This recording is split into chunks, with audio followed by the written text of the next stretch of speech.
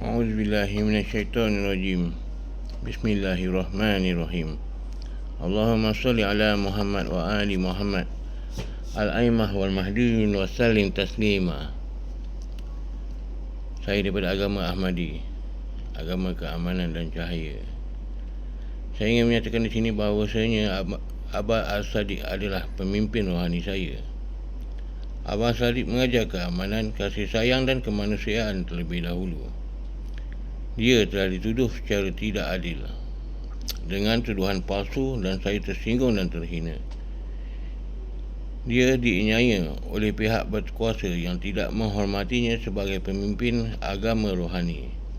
Ini adalah keterlaluan.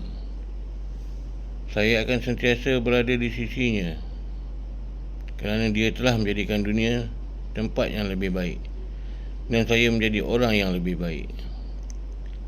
Kepercayaan saya kepadanya selepas semua ini semakin kuat dan saya bertambah yakin dengan beliau.